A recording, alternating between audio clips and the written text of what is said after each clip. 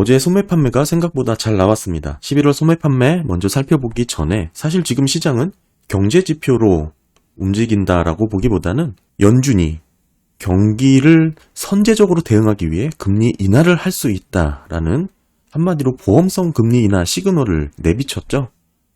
이에 결국 금리와 주식 모두 좋은 흐름을 보여주고 있습니다. 금리는 급격하게 떨어졌고 주식도 상승 압박을 강하게 받고 있는데요. 금리로 압박을 받았던 전반적인 금융시장이 당연히 달라졌습니다. 결국 반등할 수밖에 없는 그런 흐름이 이어지고 있는데요. 보시는 건 10년물 차트입니다. 가파르게 떨어졌죠. 이쯤 되면 슬슬 고민이 될 만한 질문이 하나 있는데 언제쯤 반등이 나올까 이렇게 한 번쯤 고민하게 되죠. 물론 그 시기를 정확하게 재단한다라는 것은 상당히 의미도 없고 맞출 가능성이 상당히 떨어져서 설사 맞춘다고 하더라도 재차 연속적으로 맞춘다는 게 의미가 없기 때문에 가능성이 없기 때문에 이렇게 단기적인 트레이딩을 저는 즐겨 하진 않습니다. 그럼에도 기본적인 경제지표의 흐름과 시장의 변화를 감지를 하고 있어야 되는 것인데 궁극적으로는 저는 24년 1월 29일 정도죠. 그러니까 1월 중순 이후 한마디로 굵직한 변화가 생길 수 있는 모멘텀이 재무부의 1분기 자금 차입 계획이 발표되는 무렵입니다. 지금 24년 1월 29일로 제가 기억을 하는데 그로부터 한 일주일 전 중순 정도가 되겠죠. 그때서부터는 어느 정도 하방 압력이 다소 좀 숨고르기 하지 않을까 보고 있습니다. 너무 급하게 떨어졌기 때문에 어느 정도 반등이 나올 수도 있는 그런 시기로 보고 있고요. 지금부터 사실 연말까지는 휴가도 많이 가고 사실 그 사이에 주요 지표라고 할 수 있는 게 22일 PCE가 나오죠. 근데 사실 PCE는 이미 CPI하고 PPI를 우리가 확인을 했기 때문에 어느 정도 유추를 할 수가 있습니다. PCE 같은 경우 중요하게 살펴봐야 될 벤치마크 물가긴 하지만 특히 연준이 코어 PCE 중심으로 정책 의사결정을 하죠. 근데 이게 의미가 없어졌죠. 어제 14일 이후로 물가를 잡지 않더라도 금리 인하를 할 수 있다라는 발언 하나는 이 모든 것을 덮어버릴 만큼 강력한 그런 시그널을 줬습니다. 결국 이로 인해서 저도 포트폴리오의 변화가 조금 있었는데요. 계속 영상 뒷부분에 설명을 좀 드리고요. 11월 소매 판매부터 좀 살펴보는 게 필요합니다. 지금 전월비로 0.3%가 증가를 했고 7,057억 달러로 집계가 됐습니다. 시장 컨센은 마이너스 0.1이었습니다. 오히려 감소할 것으로 봤는데 모두 뛰어넘고 증가한 것으로 집계가 된 것이죠. 시장은 왜 감소할 것으로 전망을 했냐면 소매 판매는 판매량도 중요하지만 가격도 상당히 비중이 큽니다. 가격 자체가 떨어지게 되면 결국엔 소매 판매 집계가 줄어들 수밖에 없기 때문이죠. 근데 11월 같은 경우는 유가가 큰 폭으로 떨어졌기 때문에 결국 유가 관련된 재화들 줄줄이 가격이 떨어질 수밖에 없겠죠. 소매 판매가 줄어들 것으로 전망을 했고 상당히 합리적이었습니다. 그래서 마이너스 0.1% 감소할 것으로 봤던 것인데 오히려 이걸 크게 넘어서 0.3으로 집계가 된 것이죠. 근데 꾸준히 말씀을 드리지만 이건 현재 11월 지금 속보치죠. 예비치 데이터이고요. 보시는 표는 제가 매번 소매 판매에 대해서 속보치, 잠정치, 확정치의 변화를 따로 정리를 하고 있는 차트입니다. 보시는 것처럼 소매 판매는 개정이 상당히 큰 폭으로 이루어지고 우리가 한두 번 속은 게 아니죠.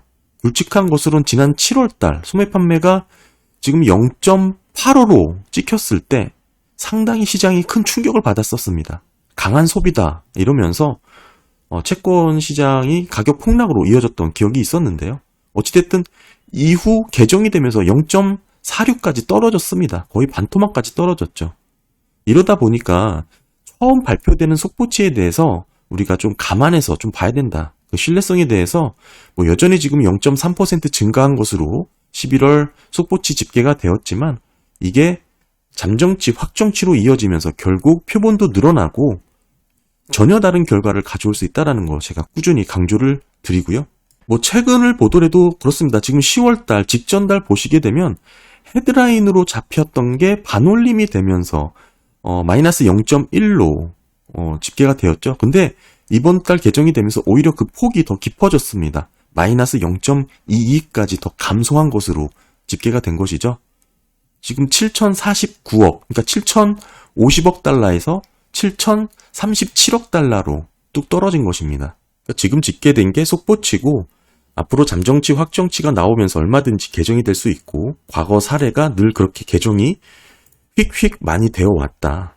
이렇게 좀 일단 보시면 좋을 것 같고, 그럼에도 좀 의미가 있는 것은 이번에 이제 통제그룹이라고 볼 수 있는 부분이 사실상 실질적인 소매 판매의 직접적인 변화를 엿볼 수가 있는 것이죠. 전달에 0.11% 증가에 그쳤는데 이번 달 0.56%까지 크게 좀 늘었습니다. 이 통제그룹은 자동차나 부품, 휘발유를 제외하고, 그러니까 변동성이 큰 부분을 제외하고 실질 소비 여력을 판단할 수 있는 그런 항목으로 볼 수가 있는데, 여전히 소비가 견고하다라고 볼 수가 있는 거고 실제 돈을 많이 쓰고 있다라는 것이죠. 물론 블랙 프라이데이나 쇼핑 시즌으로 돈을 더 쓸 수 있는 여력도 있겠지만 대략적으로 11월, 12월 달 쇼핑 시즌이라고 얘기를 하죠. 그러니까 사실 9월, 10월에 대비해서 약 20에서 30% 이상 더 많은 소비가 일어나는 경향을 꾸준히 보여왔습니다. 그럼에도 지금 보시는 것처럼 좀 크게 늘어난 부분, 일단 소매 판매라는 게 재화 중심으로 항목이 구성이 되어 있습니다. 일부 서비스도 있긴 하지만 그 비중 자체가 크지 않기 때문에 그 서비스 항목이 높아졌냐 낮아졌냐 그렇게 크게 살펴볼 만한 요인은 좀 적고요. 중요한 것은 소매 판매가 이렇게 늘어났다, 특히 컨트롤 대조군이 늘어났다라는 것은 실제 소비가 다시금 증가했다라고 봐야 됩니다. 그렇게 볼 수가 있는 부분이고, 그렇다면 이후 우리가 좀 더 소매 판매를 통해서 엿볼 수 있는 부분은 자연스럽게 제조업의 회복 압력으로 넘어가게 됩니다. 제가 이번 인상 사이클에서 경기가 회복하는 시그널로 제조업 PMI 회복을 누누이 강조드리고 있는데, 지금 소매 판매에서 지금 이렇게 소비가 크게 늘어났다라는 것은 제조업황이 회복 압력에 탄력을 받을 수도 있는 상황이 지금 일어났다라고 봐야 되고요. 결국 이 부분은 컨트롤군의 증가가 두드러지게 잡혔다라는 건 물론 시기적인 요인도 있겠지만 제조업의 생산 경기에 직접적인 영향을 줄 수 있는 그런 데이터로 볼 수도 있습니다. 따라서 지금의 상황을 정리를 해보면 큰 폭의 금리 하락이 있었습니다. 그 결정적인 원인은 이 윗단은 재무부의 국채 발행 물량을 조절함으로 인해서 나타났고요. 이 아랫단은 잘 아시다시피 FOMC 점도표가 바뀌었고 특히 파월에 비둘기적 발언이 있었죠. 선제적 금리 인하 가능성을 강하게 어필하면서 시장이 뚝 이렇게 반응을 한 것입니다. 이거를 종합을 해보면 결국 저는 어제 IWM 러셀 2000 지수를 추정하는 ETF를 담았고요.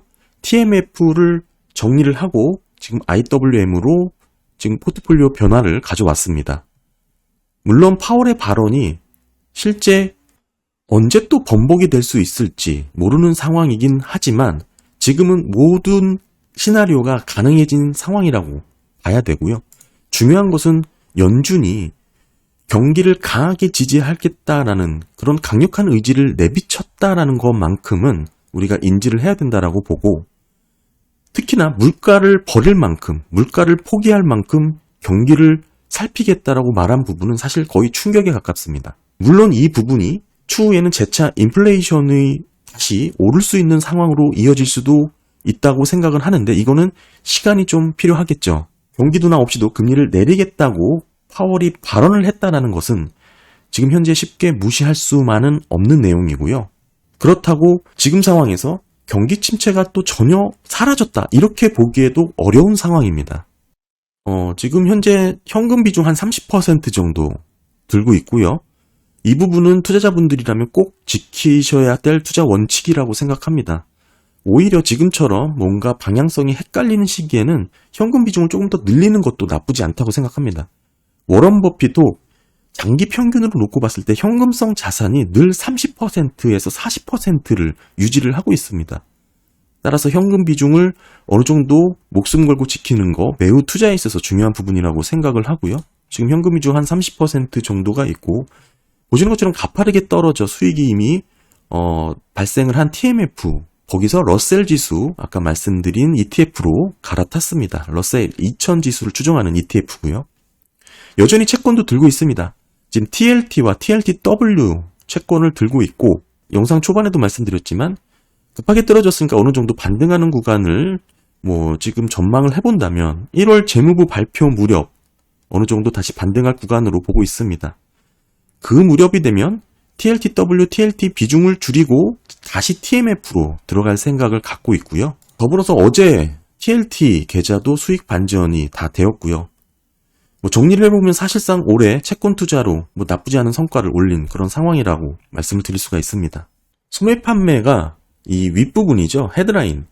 이 부분은 0.3% 증가로 나왔지만 사실 이 부분은 25%가 자동차 또는 자동차 관련 부품이 비중이 높기 때문에 자동차는 그렇게 자주 구매를 하지 않잖아요. 변동성이 큽니다. 따라서 소매 판매를 보실 때 이 대조금 판매의 변화를 보는 게 제일 중요합니다. 실제 소비 데이터를 볼 수 있는 부분이라고 보여지고 이게 크게 늘었잖아요. 그렇다는 것은 소비가 좀 크게 증가를 했다라는 의미이기도 합니다. 하지만 계절조정 소매 판매의 증감률로 이렇게 보시게 되면 늘긴 했지만 이 부분이죠. 소폭 반등을 했습니다. 하지만 이 부분의 강도가 그렇게 생각만큼 그렇게 강하진 않습니다. 여전히 전체적인 추이가 글쎄요 이제 감소하는 흐름으로 이해할 수 있는 부분이기도 하고 사실 10월달 7개월 만에 감소를 찍었던 이때는 마이너스 0.2%로 찍혔습니다만 직전 달에는 마이너스 0.05%였습니다. 이게 반올림이 돼서 마이너스 0.1이었죠. 사실 여기서 더 깊어진 것입니다. 개정이 되면서 감소폭이 더 깊어진 것이고 따라서 이렇게 개정 전후를 살피지 않으면 얼마만큼의 데이터가 달라졌는지 감을 잡을 수가 없어요. 그러니까 숫자 자체를 꼼꼼하게 투자자들이 살피는 게 아니기 때문에 원래 직전 달은 마이너스 0.2% 하락했던 것으로만 생각을 하시게 되겠죠. 하지만 실제는 마이너스 0.05로 집계가 됐었고 이번에 개정이 되면서 더 깊어진 것입니다. 이렇게 반등한 부분이 나오고 있는 거고 물론 파월의 발언을 제외해 놓고 소매 판매만 본다 그러면 여전히 경기가 하방 압력을 받을 수 있을 만한 데이터이긴 합니다. 그럼에도 불구하고 여전히 금융 환경에서 강하게 영향을 주고 있는 것은 선제적 대응이라는 부분을 무시할 수는 없다라고 봐야 되고요. 여전히 미국 경기가 확연히 강하다라고 볼 수는 없다고 생각을 하고요. 저희 전체 포트폴리오에서 채권의 비중이 또 압도적으로 많긴 합니다. 그런 부분도 참고하셔서 여러분들 판단하시는 데 도움을 좀 받으셨으면 좋겠고요. 그리고 어제는 필라델피아 연운의 고용 데이터가 새롭게 업데이트가 됐습니다. 보시면 23년 2분기 데이터가 나왔고 결론만 말씀드리면 지난 9개월 동안 22년 4분기부터 23년 2분기까지죠. 그러니까 3개분기 동안 공식 집계된 고용 증가율은 2.1이었습니다. 그런데 실제는 1.7 증가에 그쳤습니다. 따라서 실제 고용 사정이 공식 통계보다 과대평가되었을 가능성이 상당히 높다라고 보여지는 것이고 이후에도 꾸준히 보시게 되면 CES 추세선보다 이 초록색 라인이 벤치마크 라인이거든요. 필라델피아 연운의 라인.